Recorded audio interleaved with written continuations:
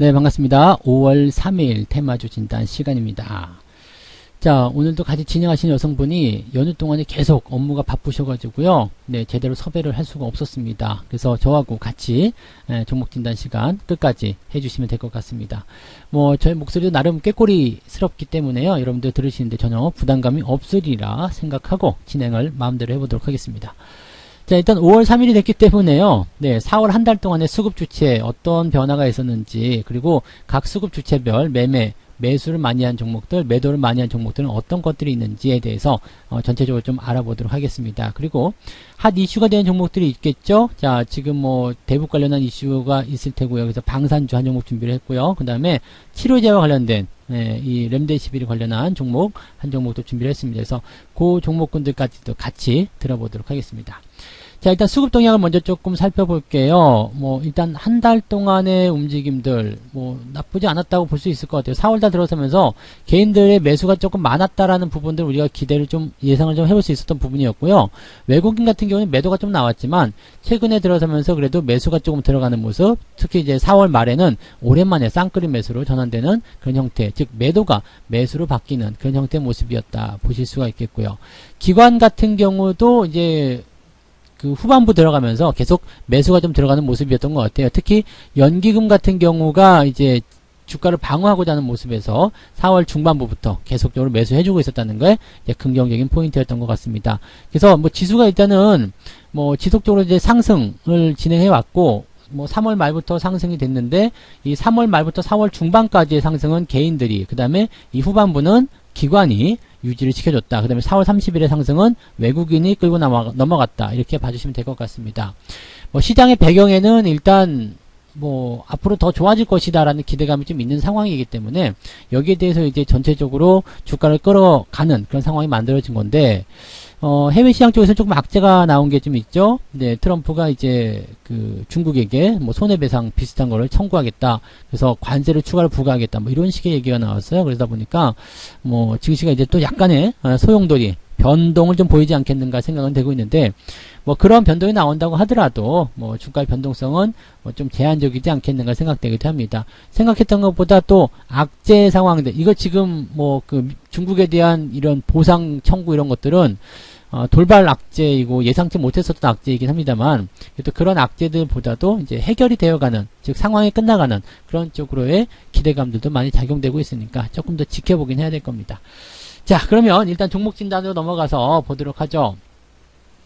4월 한 달 동안의 수급 동향을 일단은 살펴보면서 그동안 개인들과 외국인과 기관들은 도대체 뭘 그렇게 많이 샀는지 그걸 보도록 할 겁니다. 일단 개인들과 먼저 보도록 할게요. 개인들이 가장 많이 매수한 종목들 살펴보니까 네, 선물 인버스에 들어가네요. 원유 선물도 있고요. 원유 선물 같은 경우는 근데 워낙에 이제 진단을 많이 해드렸기 때문에 이 부분에서는 오늘은 빼도록 하겠습니다. 이게 지금 월물을 물타기 하게 되면서 실제로 개인 투자자들에게는 그냥 네, 상승의 어떤 기회를 주지 못하는 그런 모습이 좀 나타나게 됐어요. 그래서 좀 안타까운 부분이 좀 되겠습니다만은 이 원유 선물에 대한 부분은 지금 이제 원금을 회복한다라든지 그런 개념으로는 접근하기가 조금 어렵지 않을까 생각이 좀 듭니다. 그래서 월물 물타기에 대한 부분들은 네, 또 장기적으로 보유하면은 롤오버 비용 계속 발생하겠죠. 그렇기 때문에 제 생각에는 조금씩 넘어가는, 갈아타는 그런 전략이 좋지 않을까 생각됩니다. 그래서 이 부분은 이제 진단을 그동안 계속해서 들어섰기 때문에 네, 생략을 하고 넘어가는데 투자 전략은 그렇게 좋지 않다, 부정적이다. 네, 이 정도로 말씀을 좀 드릴게요. 단기 반등이 나와줘야 되는 시점인데 월물 물타기를 해버려가지고 이게 네, 되지 않을 것 같습니다. 그래서 그렇게 참고하시면 되겠고요. 인버스를 많이 샀어요. 인버스. 네, 인버스를 많이 샀는데 문제는 뭐냐면 이제 이 인버스 같은 경우는 이제 후반부에 좀 많이 집중된 모습이거든요. 그래서 매수의 그 집중 포인트가 그 월 후반에 들어갔어요. 그러면서 실제로 이제 월 초반 같은 경우는 인버스 같은 부분들에 대한 내용들이나 요것들이 이제 증시가 어느 정도 반등하면서 이제 곧 꺾어질 거야, 여기에 대한 기대감이 좀 있었거든요. 근데 그냥 이게 뚫고 넘어가면서 그냥 쭉 당겨버리니까 손실이 오히려 더 커진 형태가 나타났죠. 특히 이제 2가 되어 있잖아. 2가 되어 있다면 증시 변동성에 비해서 2배로 움직일 수 있는 그런 내용이다라고 보시면 됩니다. 그래서 코덱스 200인데 요 부분에 대해서 이제 아무래도 이제 손실에 대한 포인트가 더 커져 있을 거라고 좀 보시면 되겠죠. 이게 이게 뭐 시장의 변동성이 다시 나타나게 되면 월요일장에서 좀 반등이 나올 수도 있겠죠. 그래서 증시가 하락하면 상승하는 그런 상품이기 때문에 거기에 대한 기대감을 좀 가질 수 있겠는데, 이제 문제는 이거예요. 이게 지금 곱하기 2로 되어 있기 때문에 레버리지를 썼다고 봐야 되는 내용이죠. 레버리지를 쓰게 되면 어떻게 되냐면, 내려가는 상황에서는 많이 내려가고요. 올라갈 때는 그게 다 안 올라옵니다. 왠지 아시죠? 가격이 변화하기 때문입니다. 단순하게 곱하기 2라고만 생각했을 때 1000원짜리가 뭐 한 10% 내려간다 그러면은 인버스는 이 곱하기 2니까 2배 내려갈 거 아니에요? 그러면 보통 레버리지 같은 경우 제가 계산해 봤을 때도요. 네. 1000원짜리가 그냥 2배 내려간다. 보통 10% 내려가지만 난 20% 내려갔어요. 그러면은 이게 원상복귀 될 때도요. 그렇게 되지가 않아요. 그러니까 900원짜리가 1000원 가는 거하고 800원짜리가 1000원 가는 거하고 큰 차이가 있는 거거든요. 그래서 원상복귀가 이루어지지 않는다. 상승할 때는 별 문제가 없는데 하락할 때는 큰 문제가 되는 게 그런 부분이겠죠. 자, 그럼 어쨌건 간에 그런 거 다 떠나서요. 인버스라는 부분만 놓고 봤을 때는 그러면 이게 방향을 어떻게 잡을 것이냐에 대한 내용이 되겠죠. 일단 지금은 미중 간의 그 전략적인 뭐라고 할까요? 보상 문제에 대한 다시 마찰, 충돌 이런 게 일어날 수 있기 때문에 인버스에 대한 부분은 시장의 변동성을 통해서 다시 상승을 해볼 수 있는 가능성은 있겠습니다. 네, 그래서 지금 현재 시점에서의 인버스 같은 경우는 단기적 상승을 노릴 수 있는 그런 구간이 되지 않을까 생각합니다. 사실 뭐 지지선이나 이런 것들이 크게 중요하게 작용하지 않는 것 같아요. 지금 시장 상황에 따라서 지 멋대로 움직이는 모양이기 때문에 일단 반등을 기대를 좀 해보도록 하고요. 대신에 이제 위쪽에 저항대를 본다라면 이게 그 4월 13일 정도 수준이란 말이에요. 그러면 이게 코덱스 대형주 쪽의 움직임이기 때문에 아마도 이제 지지선이 이 정도로 보여질 겁니다. 그러니까 지수가 많이 빠지더라도 1850선 지금으로부터 한 100포인트 정도 수준의 변동성 정도 밖에 나오지 않을 것이다. 이렇게 예상이 좀 되는 거거든요. 그래서 상승이 나간다고 하더라도 지금 현재 시점 대비해서 10% 남짓한 그 정도 수준이 아니겠는가 이 생각이 좀 드는 거죠. 그렇기 때문에 뭐 사실 뭐 손실에 대한 부분들을 많이 복구하기도 좀 그렇고 투자하기도 좀 애매하고 그렇지 않습니까? 그래서 지금 이런 종목군들은 물론 하락장에서 수익을 낼 수 있는 부분이다, 뭐 수익을 낼 수 있다, 뭐 그런 매력이 있을 수도 있겠습니다만 뭐 권장하고 싶은 느낌은 별로 아닌 것 같습니다. 그리고 증시라는 것은 일단 상승을 해줘야지 나에게 더 도움이 되지 않겠습니까? 계속 인버스로 내가 먹고 살 수 없는 거거든요. 그래서 시장에 대한 관점은 긍정적으로 일단 바라보시는 게 맞는 것 같고요. 약간의 변동성을 통해서 주가 반등은 나타날 수 있겠지만 장기적 대응은 되지 못할 것이다 라고 말씀을 드려야 될 것 같습니다. 이번에 반등이 진행되면 이제 7,500원대 요 정도 라인대에서 좀 저항대를 강하게 부딪히지 않을까 생각되고 있습니다. 참고하시기 바라고요. 개인들이 매수를 많이 했는데 지금 손해를 좀 보고 있는 그런 상황이라고 보셔야 되겠죠. 그래서 평균 가격대 한번 볼게요. 평균가 분석을 좀 하게 되면 최근에 인버스 요걸로 봐야 되겠죠. 네, 코드 모양을 써볼게요. 252670 해서 평균 단가, 요건 평균 단가가 안 나오나? 순매수로 봐야 되겠죠. 네, 순매수. 네, 그래서 조회 5월로 되겠구나. 4월 1일부터 네, 지금까지 해서 평균 단가를 보게 되면은요. 요게 이렇게 됩니다. 평균 매수가가 7,400원으로 매수가 되어 있죠. 7,400원. 그러니까 그 즈음이 오면 여기 가격대 다시 보세요. 여기 요 즈음이 오면 뭐예요? 본전이 오기 때문에 매도하고 나는 물량이 쏟아진다는 이야기입니다. 그래서 요거는 이제 반등을 기대할 수 있겠습니다만 반등에 대한 포인트로 매도를 생각하셔야 된다. 이렇게 보셔야 되겠습니다. 그래서 저항이 7,500원대 강하게 나와 있다. 이렇게 보시면 되겠네요. 반등은 가능하나 네, 신규 매수 뭐 10% 먹으려고 들어가기는 조금 부담되겠죠. 네. 자, 그 다음에 다시 또 보도록 하죠. 네, 4월 1일, 4월 달에 많이 이제 매도한 종목 볼게요. 레버리지. 레버리지도 우리가 좀 봐야 되는 게, 레버리지 같은 경우는 이제 주가가 계속 올라갔죠. 주가가 올라가니까 추가 상승이 계속 일어나게 된 거고요. 이것도 평균 단가 한번 볼까요? 매도를 한 부분인데, 요거는 매도가 이렇게 되면 또 재미가 있겠네요. 얼마 매도했을까? 630. 그래서 거꾸로 되니까요. 평균 매도 가격이 9,300원. 네. 그러니까 지난번에 보시면은요, 여기서 매도할 때 다 이제 털고 나간 부분인 거죠. 그래서 증시가 조정받을 것이다. 이게 4월 중반에 일어났던 모습이에요. 근데 그 이후부터 이제 연기금이 지수를 방어해주고 외국인이 따라 들어오고 이렇게 되면서 개인 투자자들이 매도해놓고 나서 주가가 올라가 버린 상황이죠. 사실 이거는 근데 좀 괜찮아요. 왜냐면 매도했는데 더 올라갔어. 그거에 대해서는 나도 일단 수익이 났기 때문에 괜찮다라는 상황이 만들어질 수가 있는 거죠. 그래서 더 못 먹은 것에 대한 아쉬움은 남아있지만 그렇다고 해서 그 나에게 직접적으로 손해가 되는 것은 아니니까. 그래서 요거는 뭐 매도를 일찍 했다고 해도 저는 뭐 그렇게 크게 네, 나쁘다고 볼 수는 없겠습니다. 다만 이제 시장의 상승이 어느 정도 더 유지가 될 것이냐에 따라서 레버리지의 움직임은 좀 달라지겠죠. 뭐 시장이 하방으로 전환된다고 하더라도 아까 말씀드렸던 것처럼 네, 평균 단가적인 수준 9,000원대 한 중반 그 정도 수준에서는 유지가 계속 될 수밖에 없을 것이다. 이렇게 보시면 되겠습니다. 그래서 시장을 약간 변동성에 대한 내용으로 본다고 하더라도 크게 그 부분을 너무 집중해서 생각한다거나 그렇게 보실 필요는 없을 것 같다라고 말씀을 드려야 될 것 같습니다. 자, 그래서 이렇게 개인들의 매수, 매도 이 두 개 정도로 알아봤고요. 다음으로는 이제 외국인 쪽으로 한번 넘어가 보도록 하죠. 외국인들 뭐 개인들이 매도하고 매수한 종목들과 반대되는 개념들이 좀 많이 나타나는 경우가 있겠습니다만 외국인의 수급은 또 어떤 동향이 있었는지 알아보도록 하겠습니다. 외국인들은 이제 셀트리온 헬스케어를 순 매도한 부분이 있었고요. 그 다음에 이쪽은 쭉 빼고 네, 삼성바이오로직스 이 바이오 쪽으로 갔네요. 네, 삼성바이오로직스 순 매수, 셀트리온 헬스케어 순 매도로 되어 있습니다. 삼성바이오로직스는 지금 약간 네, 단기적 조정이 좀 나올 수 있는 상황이긴 한데요. 요거 먼저 좀 보도록 하죠. 일단 평균 단가 먼저 보도록 하겠습니다. 외국인들 네, 삼성바이오로직스를 보도록 하죠. 얼마에 샀을까? 평균 단가 분석을 해보니까는요. 삼성바이오로직스를 매수한 가격대가 54만원입니다. 54만원이면 지금 현재가 대비해서 약 7% 정도 수익이 나와 있는 상태죠. 외국인들 입장에서는 7% 수익도 괜찮아 라고 생각할 수도 있겠습니다만은 7% 수익으로 만족할 만한 그런 사람들은 아니라고 보시는 게 맞습니다.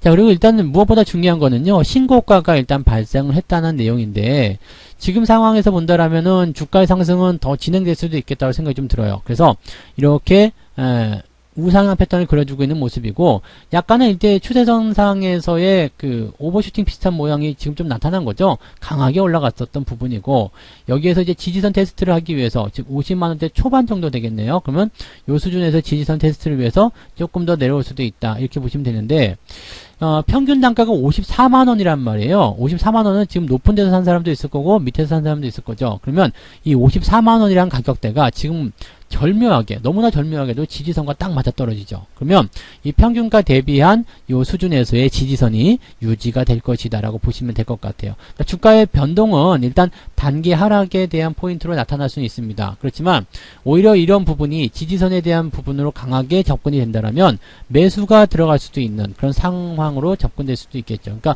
지금 이 50만원대 중반 지금 55만원 아래쪽 그 다음에 50만원에 근접하는 이 자리 이런 것들은요 주가가 상승 추세로 가는 과정에서 나타나는 뭐 중요한 눌림목 포인트 이렇게 보셔도 될 것 같고요. 왜냐하면 저항을 뚫고 넘어가서 들어오는 위치이기 때문에 눌림목으로 보셔도 되죠. 그래서 그런 과정 또는 지지선을 테스트하는 즉 신고가에 대한 지지선을 테스트하는 그런 과정으로 볼 수도 있습니다. 지금 자리는 일단 단기적 조정을 만난다고 하더라도 매수 포인트를 계속 가져가시는 게 맞을 것 같죠. 그래서 가지고 계신 분들은 홀딩 전략 좋을 것 같고요.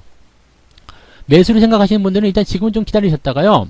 조정이 55만원 아래로 들어온다거나 50만원에 근접한다거나 이 포인트 확인되고 지지가 돌아가는 것을 즉 지지 포인트가 이쯤에서 만들어졌어 라고 확인되는 것이 우리가 볼 수 있다라면 그 시점에서는 매수도 괜찮습니다. 그래서 매수는 조금 대기했다가 상황을 보고 접근하자 그 말씀 드리고요. 가지고 계신 분들은 일단 단기적 조정이 좀 나올 수는 있지만 네, 조금 더 홀딩하시는 전략 감안하고 보유하자 이 말씀을 드려야 될 것 같습니다.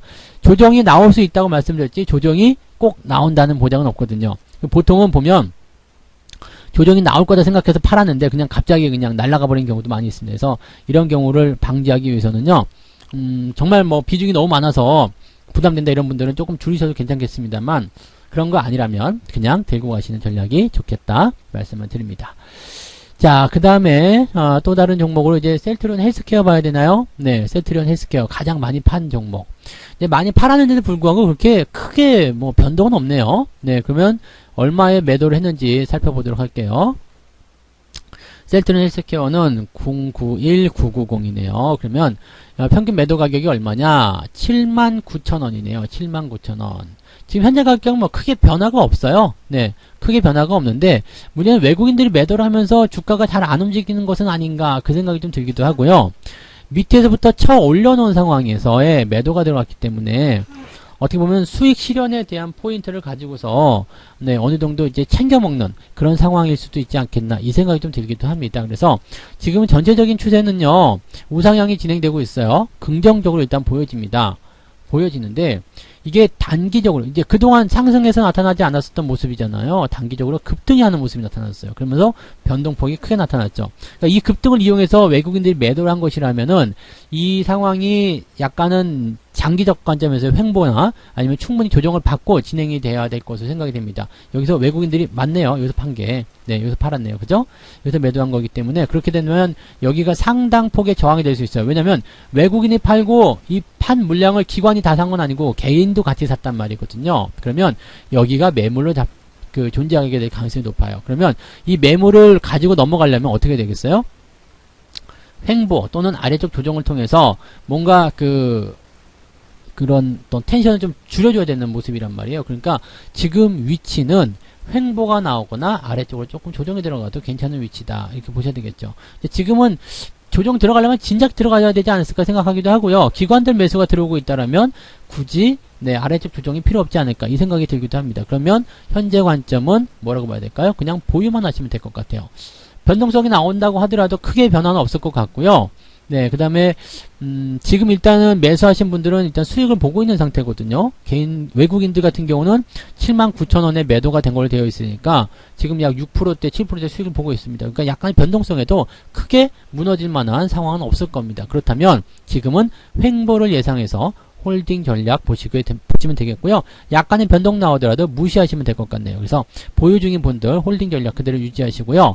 신규 매수가 조금 애매한 게 신규 매수는 조금씩 모아가시는 전략, 그러니까 조금만 사보시거나 아니면 아예 이 상황이 좀 정리가 되고 나서 즉 상황이 어떻게 될 것 같냐면요. 급등 이후에 외국인이 팔았죠. 그래서 이 자리에 매물대 형성됐잖아요. 그러면 이런 과정을 거쳐가지고요. 이평선 지지를 만들거나 지금 이익도 살짝 벌어졌거든요. 그러니까 이평선의 지지를 만들거나 형태적으로 얼마든지 변화가 될 수 있다. 이렇게 생각하시면 되는 거거든요. 그러니까 뭐 서두를 필요가 전혀 없는 거죠. 네, 매수 같은 부분들은 서두를 필요가 없다. 이렇게 말씀을 드려야 될 것 같습니다. 가지고 계신 분들은 홀딩, 그 다음에 신규 매수하시는 분들은 지금 당장 서두르지 마시고 사고자 하신다면 정말 조금만 살짝만 담가보자 이 말씀을 드리면 될 것 같습니다. 자, 그래서 외국인들 매매 동향 우리가 수급 동향을 찾아봤고요. 그 다음에 기관 쪽으로 가야 되겠죠. 기관들 같은 경우는 거의 대부분이 개인들 포지션과 조금 반대로 움직이는 그런 경향들이 좀 있어요. 그래서 거기에 대한 부분들 보시면 되겠는데 특징적인 거는 이제 삼성전자, 네, 삼성전자에 대한 매도가 있었고요. 그 다음에 아까 저기서 하나 빼먹은 게 현대차가 있었어요. 현대차 외국인들이 매도를 많이 한 것 중에 현대차. 그래서 요 두 개 삼성전자, 현대차 이제 보도록 하겠습니다. 네, 많이들 여러분들 궁금해하시는 정보들 중에 하나인 것 같긴 한데 자. 다시 아까 외국인으로 넘어가서요. 현대차까지 한번 더 보고 넘어갈게요. 현대차를 먼저 좀 볼게요. 현대차 보면 지금 이제 주가가 상승했다가 좀 들어와서 다시 지지받는 형태의 모습이잖아요. 지금은 일단 어떻게 봐야 되냐면 시장의 상황에 따라서 주가가 더 올라갈 것이냐 아니냐 여기에 대한 관점들을 일단 가지고 가야 되거든요. 지금은 일단 종목의 관점을 한번 본다면 자동차에 대한 부분들은 사실 경기가 좋아져야지만이 이게 수요가 늘어나게 됩니다. 근데 뭐 자동차 업황들이 이제 많이 선방을 했다라고는 합니다만 실질적으로 이제 충격을 받을 수밖에 없었던 내용은 맞겠죠. 그래서 업황적인 부진, 판매량의 감소 이런 것들은 어쩔 수 없이 생각할 수밖에 없는 내용이었다. 이렇게 봐주셔야 될 것 같아요. 그런데 뭐 그렇다고 하더라도 뭐 현대차에 대한 관점이 나쁘진 않죠. 왜냐면 지금 생각했던 것보다 너무 과도하게 주가가 많이 내렸다라는 개념이 만들어지고 있는 거거든요. 그래서 지금 보시면 이제 퍼 같은 경우도 8배 수준이죠. PBR은 0.37배. 굉장히 저평가예요. 기업 자체가 뭐 배당도 주고 그다음에 전체적으로 좀 넓게 바라봤을 때 어쨌든 우리나라에서는 전기차도 하고 있고 수소차도 하고 있고 정책적인 수요도 연결되어 있고 하기 때문에 성장할 수밖에 없는 산업이라고 보셔야 되는 거거든요. 근데 이 부분이 이제 외부적인 변수에 의해서 주가가 크게 내려갔다. 그러면 기회가 될 수 있는 겁니다. 다만 이제 외국인들의 매도 이런 것들이 이제 조금 껄끄럽다는 이야기가 될 것 같고요. 지금 매수를 한 사람들은 이제 개인들 쪽으로 집중이 좀 되네요. 삼성전자, 현대차 이쪽으로 매수가 좀 됐는데 지금 보시면 이제 평균 단가를 다시 한번 보도록 할게요. 그래서 일단 현대차를 먼저 좀 보면 005380이죠. 현대차를 네, 이 개인들이 매수를 얼마 했냐라고 보면 평균 단가가 93,000원입니다. 지금 현재 가격이에요. 최근에 매수했다. 이렇게 보셔도 될 것 같은데, 네, 지금 뭐 그냥 이 현재 가격에 유지가 되고 있는 모습이에요. 그러면 외국인들 같은 경우는요, 현대차를 평균 매도를 얼마에 했느냐면 여기 뒤에 나옵니다. 네, 93,000원. 즉 지금 현재 가격에서 외국인과 개인들의 손바꿈이 일어났다. 그러면 지금 외국인이 팔고 개인이 샀으니까 주가가 내려가겠네라고 봐야 되느냐, 아니면 개인들이 요즘엔 힘이 세니까 개인들 매수가 들어온 게 더 밀어 올릴 것이냐, 이렇게 봐야 되느냐, 지금 헷갈리는 부분이 될 수 있겠죠. 그래서 이럴 때는 기관을 보시면 됩니다. 기관들은 어떻게 했니? 그럼 기관은 사고 있어요. 자, 그렇다면 외국인은 팔았고 개인과 기관은 샀어요. 중요한 건 여기에서 나옵니다. 기관이 매수를 해줬다라는 것은 이 부분이 뭐가 되냐면 지지선 역할을 하게 된다는 이야기입니다. 그래서 93,000원이라는 구간에서의 지지선 역할을 하게 될 것 같다. 이 판단을 좀 보시면 되겠고요. 개인들도 매수를 하긴 했습니다. 그렇지만 외국인이 매도했기 때문에 주가는 단기간에 크게 올라간다거나 이런 일들은 별로 없을 것 같아요. 그저 방어가 된다는 개념이죠. 그러면 개인들이 들어오긴 했습니다만 이 그냥 지루한 형태의 방어라든지 옆으로 크게 움직이지 않는 형태의 모습이 나오게 된다면, 그냥 뭐 내려가지도 않고 올라가지도 않는다면 어떻게 될까요? 그냥 빠져나가고 싶은 생각이 자꾸 들 수도 있어요. 그래서 개인들의 물량, 그 다음에 기관들의 물량이 들어왔지만 성격은 좀 다를 거예요. 기관들 같은 경우는 분명히 들어왔을 때 이것을 현재 가격을 지지를 통해서 많이 끌어올리겠다라고 예상하는 부분이기 때문에 이 내용으로 접근하시면 됩니다. 그래서 지금 만약에 여러분들이 현대차를 매수하고자 하신다면 길게 쳐다보고 대응하시는 필요성이 일단 있을 것 같아요. 지난번 같은 경우는 단기적 상승에서의 이격도가 크기 때문에 괜찮았는데 지금은 약간의 횡보, 그 다음에 슬슬 움직이는 그런 형태로 진행이 될 것 같다라고 판단하셔야 될 것 같습니다. 그래서 개인 투자자들 같은 경우는 뭐 위협적인 건 아니에요. 그냥 홀딩 하시고 나쁘지 않아요. 지금 매수하셔도 괜찮습니다. 근데 단기적으로 뭔가 큰 이득을 얻기보다는 그냥 뭐 기관의 어떤 지지를 통한 그런 주가의 유지, 그런 정도로만 보시는 게 맞을 것 같아요. 그래서 실제적으로 현재 이 종목에 대한 관점은 뭐 업황이 살아난다거나 그런 부분에서 기대감들도 분명히 있겠습니다만 가지고 계신 분들 지루할 수 있습니다. 홀딩 전략을 일단은 장기적으로 세우시고 신규 매수도 장기적으로 세워야 된다는 것을 명심하시고, 단기적으로 뭔가 이득 올리고 싶다 그런 분들은 현대차 매수는 조금 맞지 않을 것 같다, 이 생각이 좀 들어요. 그래서 참고를 하시면 되겠습니다. 근데 보통 이런 종목들은 이렇게 저점에 사놓게 되면요, 장기적 관점에서 상당히 큰 이득을 보는 게 맞지 않을까요? 네, 왜냐면 대형주들인데 업황이 다시 살아날 거야, 앞으로 계속 좋아질 거야 라고 생각된다면 주가가 쌀 때 사놓고 기본적으로 몇 년씩 묻어주는 게 기본적인 투자잖아요. 그래서 그런 쪽으로 접근한다면 좀 다른 어떤 전략들이 나올 수도 있겠다 생각이 좀 듭니다. 네. 자, 그 다음에 삼성전자 본다고 그랬죠. 삼성전자. 기관들은 순 매도를 했어요. 그 다음에 외국인들은 어떻게 했을까요? 지금 외국인들은 여기에 나오지 않네요. 한 달 동안 외국인들은 그냥 빠져있다는 이야기 되겠고요. 개인들이 많이 산 거죠. 그러면 이것도 평균 단가 한번 분석해봐요. 평균 단가를 분석해보면 삼성전자 같은 경우도 재밌을 것 같아요. 005930 삼성전자. 개인들 같은 경우는 평균 매수가가 48,900원, 49,000원입니다. 약간 수익 보고 있어요. 그 다음에 외국인들 같은 경우는 48,900원에 매도를 다 친 거고요. 매도를 쳤네. 매도 친 걸로 나오네요. 기관도 매도가 나온 거죠. 48,900원. 자, 기관과 외국인의 물량을 개인이 다 받은 거예요. 그러면 어떻게 생각하시면 되겠어요? 삼성전자가 잘 못 가는 이유가 어디서 나온다? 여기서 나온다. 네. 기관과 외국인들이 일단 매도를 쳤어요. 한 달 동안. 그리고 그 물량을 개인들이 받았습니다. 얼마요? 49,000원에. 자, 답은 나온 거예요. 그러면 삼성전자의 포지션은 지금 위치는 지금 잘 모르겠어. 기관과 외국인들은 지금은 여기가 아닌 것 같아. 다른 쪽에 더 잘 나가는 게 있을 것 같아. 그래서 그쪽으로 갔을 거란 말이에요. 그렇다면 어떻게 되겠어요? 일단 메이저 수급, 기준이 될 수 있는 수급이 빠져나간 것이기 때문에 개인들 입장에서는 상당히 지금 난해한 입장이 좀 된 거예요. 주가 입장에서도 올라가기보다는 지금 힘발이 좀 약한 거죠. 또 특히나 이제 개인들이 와 삼성전자를 몰리자 이런 상황이 아니라, 네, 여기도 가고 저기도 가고 또 뭐 인버스로도 가고 막 상승인지 하락인지 갈피를 못 잡기도 하고 이런 상황이 되기 때문에 힘이 확 쏠리지 않아요. 그러면 이 종목은 지금 위쪽에 저항도 있고 하기 때문에 위로 많이 튄다기보다는 횡보가 나올 가능성이 굉장히 높다는 이야기죠. 또는 살짝 조정이 들어갈 수도 있다는 이야기입니다. 그래서 생각했던 것보다 빠른 수익 그런 것들이 나오기 어려울 수도 있습니다. 그래서 그 내용들 참고하셔야 될 것 같아요. 그래서 아까 전에 보셨던 현대차라든지 삼성전자 이 두 종목 같은 경우는 일단은 전략적인 부분들을 장기적으로 세우시고 그 다음에 매수를 하시더라도 비중을 많이 실어 가시면 안 됩니다. 조금만. 네. 그 다음에 물릴 수도 있다. 네, 지금 당장은 지루할 수도 있다. 손해를 좀 볼 수도 있다. 이 생각으로 대응을 하시는 것이 맞을 것 같아요. 만약에 근데 그렇다면 개인 투자자들 입장에서는 굳이 삼성전자, 현대차 매수 안 하고 네, 다른 잘 나가는 종목들 위주로 공략을 해보실 필요가 있겠죠. 네, 그런 관점들도 같이 참고해 보실 필요는 있겠습니다. 자, 이렇게 해서 수급적인 동향으로 볼 수 있는 종목들을 다 진단해 드렸고요. 자, 이제 특징주를 보도록 할게요. 특징주는 이제 빅텍 먼저 볼게요. 빅텍. 빅텍은 이제 김정은 유고설 뭐 해가지고 그것 때문에 굉장히 이슈가 될 수 있었던 종목이죠. 방산주들 다 그렇게 올랐어요. 빅텍뿐만 아니라 뭐 스페코 이런 것도 있겠죠. 네, 스페코. 네. 근데 이게 지난 4월 말 거래일에 주가가 많이 빠져버렸단 말이에요.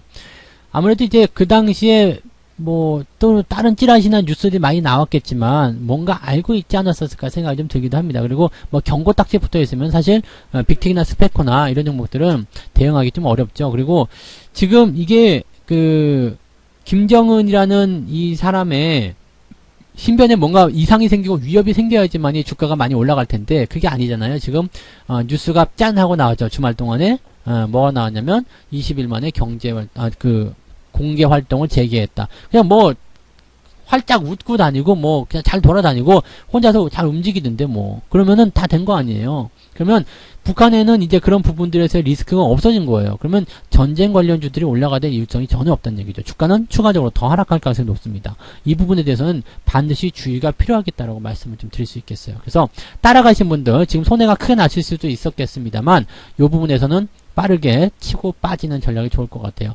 추가적으로 더 손실이 발생하기 전에 잘라내는 게 필요할 것 같고요. 그 다음에 가지고 계신 분들 일단 매도 관점이죠. 그 다음에 신규 접근은 당연히 안 하시는 것으로 말씀을 드리고 싶습니다. 네.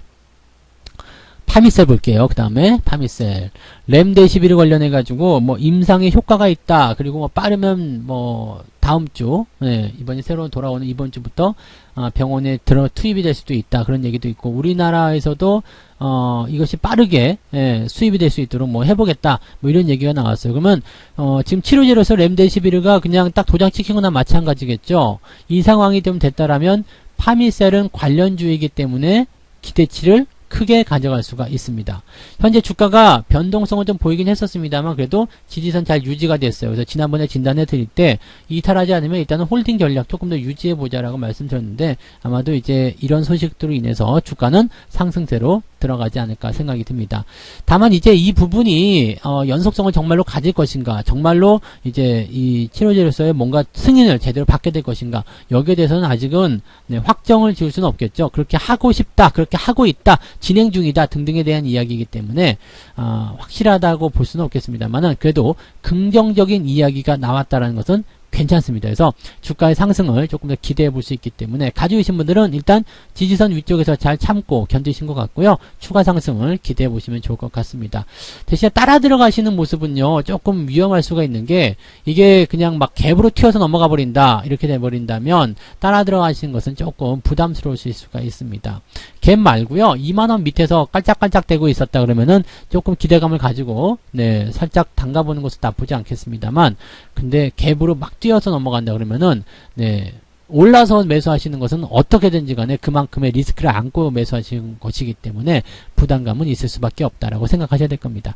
자, 그리고 지금 현재 주가 상태도요. 사실은 그렇게 썩 좋은 건 아니에요. 이격이 많이 벌어져 있는 상태이기 때문에 썩 좋은 건 아닙니다. 근데 지금 아직 경고딱지 위험까지는 가지 않았다는 이야기죠. 그러니까 주가가 추가적으로 더 단기 급등을 할 수 있는 상황도 만들어낼 수 있다 보시면 되겠습니다. 원래 테마주 급등하면 끝까지 뽑아먹을 때 저 정도 이격 가지고는 만족하지 않죠. 더 많이 땡길 수도 있다는 거 참고하시고 일단 가지고 계신 분들 입장에서는 나쁘지 않을 것 같아요. 조금 더 가져가시는 걸로 가져가시면 되겠고 저점 지지에 대한 부분들은 지난번과 똑같습니다. 16,500원, 17,000원 요 정도 라인대를 보시고요. 이탈하지 않으면 일단 홀딩한다. 그렇게 봐주시면 되겠습니다. 자, 이렇게 해서, 네, 종목 진단, 네, 수급에 대한 특징주, 그 다음에 핫 이슈와 관련된 특징주까지 모두 다 짚어드렸습니다.